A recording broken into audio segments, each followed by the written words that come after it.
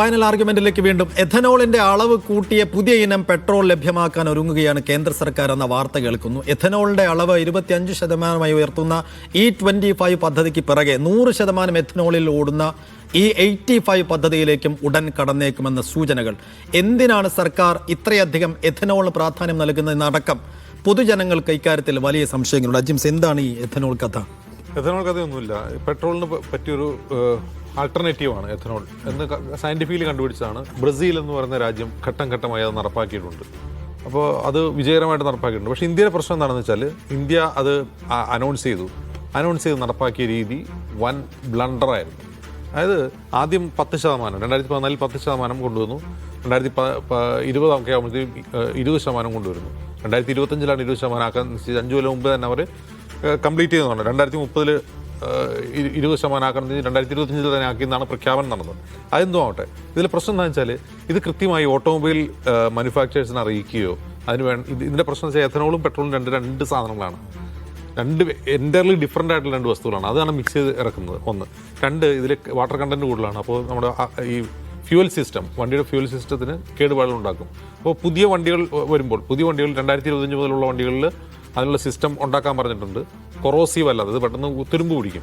Corrosive അല്ലാത്ത സ്പെസിഫിക്കേഷനുള്ള സാധനങ്ങൾ ഉപയോഗിച്ച് ഇത് ഉണ്ടാക്കാൻ പറഞ്ഞിട്ടുണ്ടാക്കും. ശരി തന്നെ, ഇത് കൂട്ടിക്കൊണ്ടുവരികയാണ്. ഇനി 25 30 അങ്ങനെ 100% എഥനോളിൽ മാത്രം ഓടുന്ന വണ്ടികൾ ഇറക്കാം കുറേ കഴിയുമ്പോൾ എന്നാണ് പ്ലാൻ.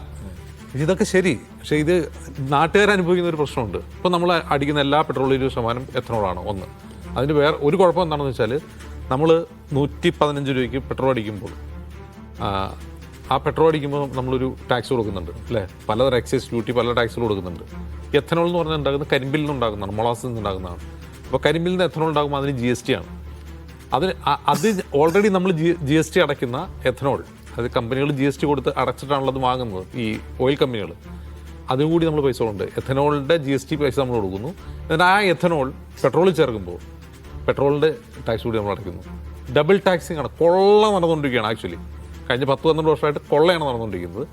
അപ്പോഴാണ് ഈ കഴിഞ്ഞ ദിവസം സർക്കാർ പറയുന്നത് E22 മുതൽ E30 വരെയുള്ള പെട്രോളിന് ഞങ്ങൾ സെസ് ഒഴിവാക്കുന്നു.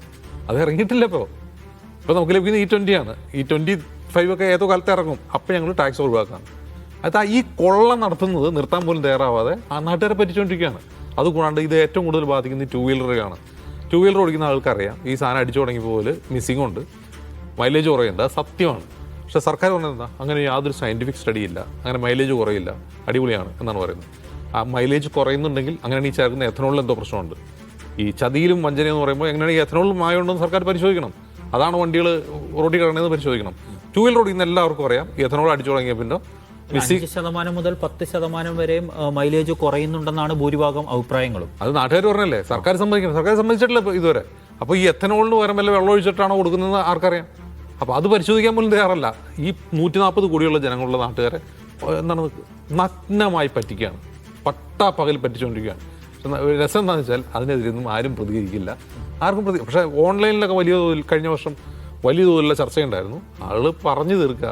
സോഷ്യൽ മീഡിയ ഉള്ളതുകൊണ്ടുള്ള ഗുണമെന്ന് വെച്ചാൽ ഈ ഫ്രസ്ട്രേഷൻ മുഴുവൻ പറയാൻ സ്ഥലമുണ്ട്. പക്ഷെ ഒരു പ്രൊട്ടസ്റ്റോ അല്ലെങ്കിൽ സർക്കാരിന് തിരുത്തിക്കാനൊന്നും കഴിയില്ല. ഇന്ത്യ എന്ന് പറഞ്ഞ രാജ്യം മാറിപ്പോയി. സാജു, സർക്കാരിന് ഇത് വിശദീകരിക്കുന്നതിൽ കുറേ പരിമിതിയുടെ കാരണം എന്തായിരിക്കും? അല്ല, അങ്ങനെ പരിമിതിയൊന്നുമില്ല. കുറേ മറച്ചു വെക്കാൻ സർക്കാരിനുള്ളത് കൊണ്ടായിരിക്കാം ഇതാക്കുന്നത്. കാരണം സർക്കാർ അത്രയ്ക്ക് ചെയ്യാനൊന്നുമില്ല.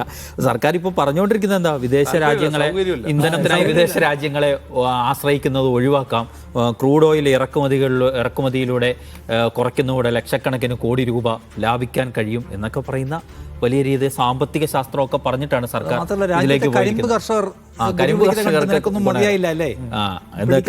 മാത്രമല്ല കരിമ്പ്, ചോളം, മറ്റു ധാന്യങ്ങൾ ഇതിൽ നിന്നൊക്കെയാണല്ലോ എഥനോൾ ഉണ്ടാക്കുന്നത്.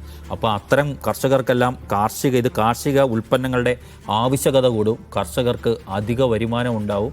അങ്ങനെയുള്ള കുറേ മോഹന സുന്ദരമായ കാഴ്ചപ്പാടുകളൊക്കെ ഇത് മുന്നോട്ട് വെച്ചിട്ടാണ് ഉള്ളത്. പക്ഷേ ഒപ്പം തന്നെ എഥനോൾ കത്തുമ്പോൾ കാർബൺ മോണോക്സൈഡ് പോലുള്ള വിഷവാതകങ്ങളുടെ പുറന്തള്ളൽ കുറയും, അത് മലിനീകരണം കുറയ്ക്കാൻ സഹായിക്കും, അങ്ങനെയൊക്കെ പറഞ്ഞിട്ട് എന്നിട്ട് അവസാനം മൈലേജിൽ ചെറിയ കുറവൊക്കെ അനുഭവപ്പെടാം എന്നൊക്കെ ഒരു പറഞ്ഞും വെക്കും എന്നുള്ള രീതിയിലൊക്കെയാണ് ഇതിനിപ്പോൾ അവതരിപ്പിച്ചു കൊണ്ടിരിക്കുന്നത്.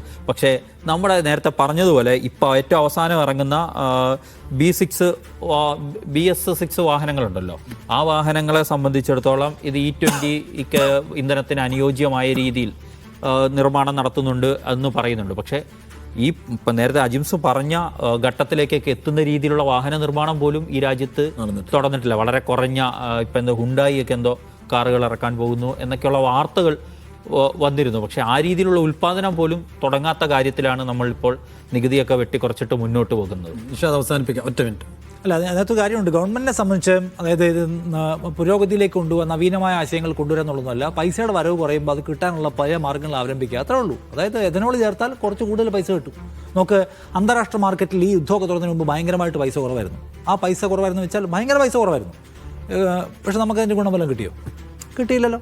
അത് കഴിഞ്ഞ് റഷ്യ യുക്രൈൻ വാർ തുടങ്ങിയപ്പോൾ റഷ്യക്ക് എണ്ണ വയ്ക്കാൻ നിവൃത്തിയിൽ ഉപരോധമായി. റഷ്യ ഇന്ത്യയാണ് ഏറ്റവും കൂടുതൽ വാങ്ങിച്ചുകൊടുക്കുന്നത്. വൻ ഓഫർ ഇട്ട് വിറ്റു. നമ്മളിപ്പോൾ ലുലു മാളിലൊക്കെ കാണുന്ന പോലെ റഷ്യ ഓഫർ ഇട്ടാണ് എണ്ണ വിറ്റത്. ഇന്ത്യക്ക് ഭയങ്കര പൈസ കുറച്ച് കിട്ടി. വല്ലതും കിട്ടിയോ? നമുക്ക് വലിയ ആനുകൂല്യം വല്ലതും കിട്ടിയോ? അന്താരാഷ്ട്ര മാർക്കറ്റിൽ ക്രൂഡിൻ്റെ വില കുറഞ്ഞിരിക്കുന്നു.